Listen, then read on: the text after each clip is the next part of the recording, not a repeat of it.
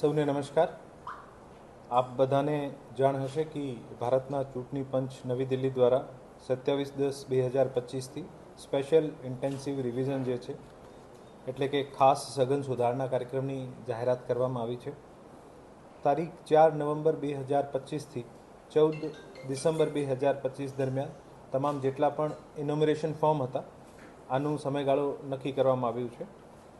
રાજકોટ જિલ્લાની કુલ 8 વિધાનસભા મત વિસ્તારમાં સમાવિષ્ટ કુલ 23,91,027 મતદારોની બીએલઓ દ્વારા ઘરે ઘરે જઈને ખરાઈ કરવામાં આવી છે અને આ મતદારો પૈકી 8,23,668 મતદારોએ પોતાને 2002ની યાદીમાં નામ હતું એવી રીતે સેલ્ફ મેપિંગ કરી છે. 10,06,117 મતદારે પોતાના રિલેટિવ સાથે પ્રોજેની મેપિંગ જેને કહેવાય છે આ કરવામાં આવ્યું છે. 2,25,512 મતદારોનું મેપિંગ થયું નથી, મતલબ કે આ 2002ની યાદી અથવા પોતે અથવા પોતાના ફેમિલી રિલેટિવ સાથે આનું પ્રોજેની સાથે મેપિંગ થયું નથી. 89,553 મતદારો જે છે અવસાન પામેલ છે, આનું નામ મતદાર યાદીમાંથી કમી કરવામાં આવ્યું છે. 58,942 મતદારો જે છે એ સ્થળ ઉપર મળી આવ્યા નથી, જેથી તેનું નામ પણ ડ્રાફ્ટ મતદાર યાદીમાંથી કમી કરવામાં આવ્યું છે અને 1,69,135 મતદારો કાયમી સ્થાનાંતરણ થયેલા છે, જેથી આનું નામ પણ ડ્રાફ્ટ યાદીમાંથી કમી કરેલું છે. 10,736 મતદારો ડુપ્લિકેટ હતા, આને કારણે આનું નામ કમી થયું છે અને 7,304 અન્ય મતદારો છે જે બીએલઓ ગમે તેમ રીઝન ઉપર ગયા હશે અને બીએલઓ દ્વારા ના પાડી હશે અથવા સહકાર નહીં આપ્યો હશે અથવા ફોર્મ ફાડી દીધા, અમુક પણ કિસ્સાઓ બન્યા હશે, તો આ તમામના પણ નામ કમી કરવામાં આવે છે.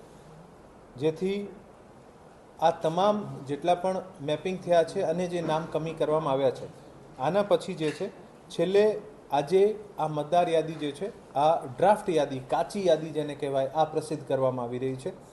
આ ડ્રાફ્ટ યાદી ઉપર જેટલા પણ નો મેપિંગવાળા છે, જેનું મેપિંગ નહીં થયો, આ તમામને ઈઆરઓ દ્વારા નોટિસ ઇસ્યુ કરવામાં આવશે.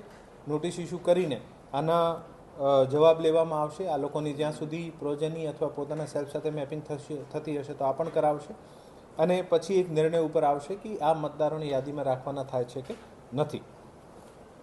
આ સંપૂર્ણ પ્રક્રિયા પારદર્શક રહે, સંપૂર્ણ પ્રક્રિયામાં દરેક સ્ટેક હોલ્ડર્સ સામેલ રહે અને દરેકનો સુઝાવ પણ લેવામાં આવે. આ ઉદ્દેશ્યથી અત્યાર સુધીમાં રાજકીય પક્ષો સાથે કુલ 5 મિટિંગો કરવામાં આવી છે અને દરેક વખતે રાજકીય પક્ષો દ્વારા જે પણ સૂચન કરવામાં આવ્યા છે આ સૂચનોને અનુસરીને આપણી કામગીરીને વધુ ઇઝી અથવા વધુ ફ્રેન્ડલી બનાવવાની કોશિશ કરી છે. આજે 19 ડિસેમ્બર 2025ના દિવસે જે ડ્રાફ્ટ મતદાર યાદી છે, મુસદ્દા મતદાર યાદી છે, આ તમામ 8 વિધાનસભાનો જે છે આની જાહેર કરવામાં આવી છે.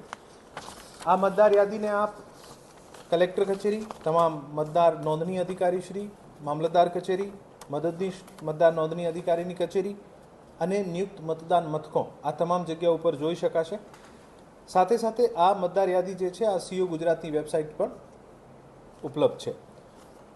રાજકીય પક્ષોને પણ, જે મેં અગાઉમાં પારદર્શિતાની વાત કરી એવી રીતે રાજકીય પક્ષોને પણ એક યાદી આપવામાં આવી છે જે ડ્રાફ્ટ યાદી છે.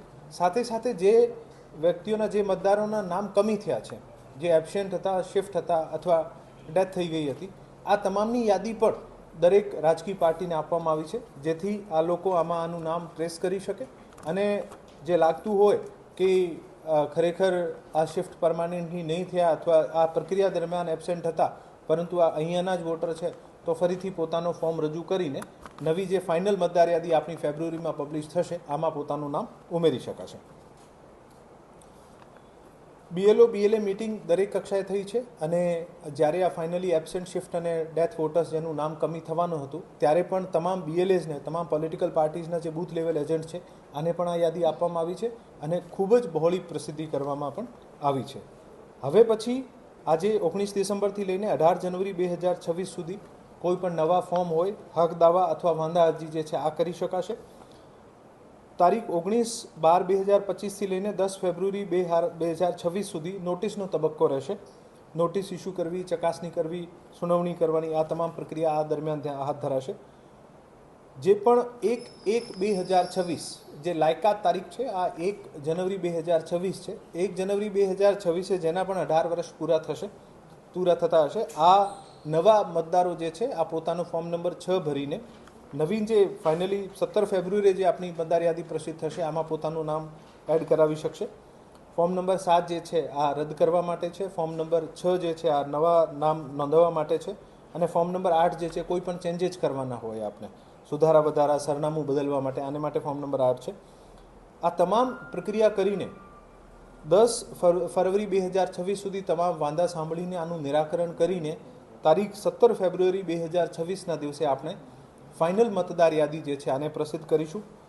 અને જે પણ મતદારોએ આ પ્રક્રિયા દરમિયાન કોઈ પણ સંજોગોમાં જે સ્થળ ઉપર નહીં હોય, પોતાનું નામ બીજી જગ્યા હતા અને કામ કમી થઈ ગયું હોય, અથવા 18 વર્ષના થતા હોય, નવું નામ ઉમેરવાનું હોય, સરનામું બદલ્યું હોય, જે પણ સંજોગ હોય, આ તમામને વિનંતી કરું છું કે વધુમાં વધુ જ્યારે પણ આપને નો મેપિંગવાળાને નોટિસ મળે અથવા જે નવો આપનું નામ ઉમેરવા અથવા કોઈ ચેન્જીસ કરાવવાનો હોય ઝડપથી કરાવીને જેવી રીતે આપ SIRની પ્રક્રિયામાં સહયોગ આપ્યું છે એવી જ રીતે આપ આ ફાઇનલ જે મતદાર યાદી પબ્લિશ થશે આમાં પોતપોતાનો સહયોગ આપશો એવી મને આપ સાથે અપેક્ષા છે.